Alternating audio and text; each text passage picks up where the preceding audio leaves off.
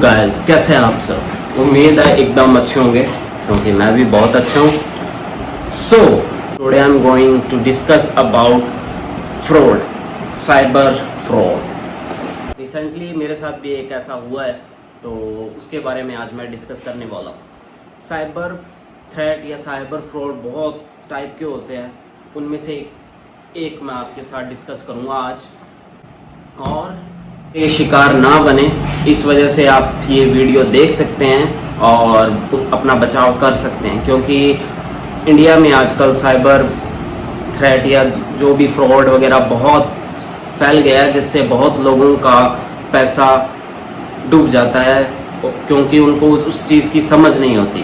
तो उसी बारे में आज मैं ये वीडियो बनाने वाला हूँ, तो लास्ट तक बने रहिएगा। तो चलिए शुरू करते हैं। चलो मैं आपको एक स्टोरी के अकॉर्डिंग बताता हूँ कि मेरे साथ क्या हुआ। तो लास्ट मंथ मेरे पास बाइनेंस में कुछ एक USDT थे, तो मैंने उसको सोल्ड कर दिया P2P के थ्रू। ठीक है, जिसको P2P का नहीं पता उसको बता देता हूँ। पर्सन टू पर्सन जो USDT होती है वो सेल की जाती है थर्ड पार्टी के थ्रू, इसको कहते हैं। तो मैंने वो किया। उस टाइम जितने उसके बनते थे बंदे को, मैंने उसको दे दिए USDT और उससे पैसे ले लिए। लेकिन कुछ टाइम बाद उसने मेरे ऊपर कंप्लेंट कर दी कि इसने मेरे साथ कुछ टाइप का फ्रॉड किया। आई डोंट नो उसने किस बारे में किस रिगार्डिंग किया है, पर उसने कुछ ना कुछ पंगा किया। ठीक है, जिस वजह से मेरे 5,000 रुपये फॉर एग्ज़ाम्पल होल्ड हो गए अकाउंट में। अब जब तक मैं उस कंप्लेंट को रिजॉल्व नहीं करवाऊंगा तब तक वो पैसे मुझे मिलेंगे नहीं। और वो कंप्लेंट दर्ज की गई है बेंगलोर में। तो फिर मैं बैंक में गया। बैंक में जाके मैंने उनसे पूछा डिटेल इसके बारे में। उन्होंने मुझे पूरा एक उसके पूरे बारे में डिटेल दे दी कि कौन से थाने में किस बंदे की कौन सी ट्रांजैक्शन की वजह से ये सारी चीज़ें हुई।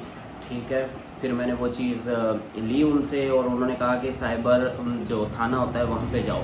वहाँ पे गया, वहाँ पे मुझे VIP ट्रीटमेंट मिला। मुझे 1 घंटे वेट कराया गया।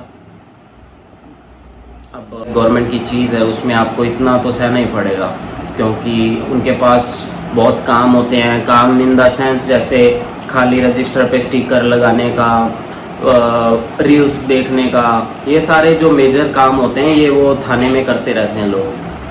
बहुत इम्पोर्टेंट काम है। सामने कोई मेरे जैसा इंसान बैठा है जो अपनी कंप्लेंट करवाने आया है, उसको भी थोड़ा सा इंतज़ार तो करना ही पड़ेगा क्योंकि आप VIP हो। तो वो चीज़ हुई, मैंने 1 घंटा इंतज़ार किया। उसके बाद कहीं जाके मेरी बारी आई और उन्होंने मिनट मारी 1 और मेरे को ये कहा ये कंप्लेंट नंबर है, ये थाने में बात करके उनसे अब कर लो। तो यार तुम्हारा क्या मतलब, बंदा आया है, आपने रिजॉल्व तो करो ना, कुछ तो करो, क्या फ़ायदा हुआ। चलो वो भी ठीक है, उन्होंने दे दिया। कहते इस थाने में बात करो। फिर थाने में बात की तो वो कहते कि बेंगलोर आ जाओ, आपके पैसे छुड़वाने। तो अब मैं 5,000 के लिए 10,000 20,000 रुपये लगा के बेंगलोर जाऊं और वो रफा दफा करूं। बस मेरी यही गलती रह गई कि मैंने ऑथेंटिक सेलर्स का चेक नहीं किया। अगर मैं उस टाइम ऑथेंटिक सेलर चेक कर लेता तो शायद ये मेरे साथ ये चीज़ नहीं होती। ऑथेंटिक सेलर वही आप करिए जिसकी रेटिंग्स बहुत अच्छी हो। ठीक है, जिसकी गुडविल अच्छी हो। गुडविल इन द सेंस आप उसके बारे में पहले पढ़ लीजिए कि वो क्या पर्सन है, उसकी कितने उसका ट्रांजैक्शन में दिक्कत आई हुई है, क्या कुछ, वो सारी चीज़ें आप रीड आउट करने के बाद ही उसे आप सेल करिए अपनी USDT, वरना वो आपके साथ फ्रॉड कर देगा। तो ये चीज़ माइंड में रखिएगा। और चलो ये तो हो गया, लेकिन आप बचाव कर सकते हैं ध्यान रख के, अच्छे से देख के। बस यही इसका ऑप्शन है। और दूसरा, अपनी सरकार जो अपनी फाइनेंस मिनिस्टर है वो बहुत रूल्स लेके आती है कि आप क्रिप्टो में आप करते हो तो आपको इतना % देना पड़ेगा, इतने कैपिटल गेन पे इतना टैक्स देना पड़ेगा, ये फलाना ढिमकाना। हमारे जो बड़े बड़े PM CM है वो कहते रहते हैं कि हम स्मार्ट सिटी बनाएंगे, हम ये करेंगे, हम फलाना ढिमकाना करेंगे। ठीक है, ये फॉरेन कंट्रीज़ के जो टैक्स मॉडल्स हैं उनको कॉपी तो कर लेते हैं, लेकिन वो जो फैसिलिटीज़ वो देते हैं वो ये देते ही नहीं है। फैसिलिटी इन द सेंस, आप फॉरेन में कहीं भी जाओगे तो आपका ऑनलाइन सब कुछ हो जाएगा। आपका अगर पुलिस में भी कुछ है ना तो मोस्टली, ठीक है, कम से कम 60 से 70% चांस है कि वो आपका घर पे बैठे बैठे सारा काम हो जाएगा। आपको सिर्फ फ़ोन पे ऑनलाइन सब कुछ करना है। जबकि आप इंडिया में आपको झक मार के इनके ऑफिस जाना पड़ेगा, वहाँ पे आपको अपना कीमती टाइम वेस्ट करना पड़ेगा, फिर आपको उनकी जेबें भरनी पड़ेगी, उसके बाद जाके थोड़ा बहुत कोई उम्मीद होगी कि आपका काम होगा। बाकी मोस्टली ये चांसेस है कि आपका काम होगा नहीं, लेकिन आप उसके जेब में कुछ डाल दो तो शायद चांसेस है, वैसे कोई चांसेस नहीं है।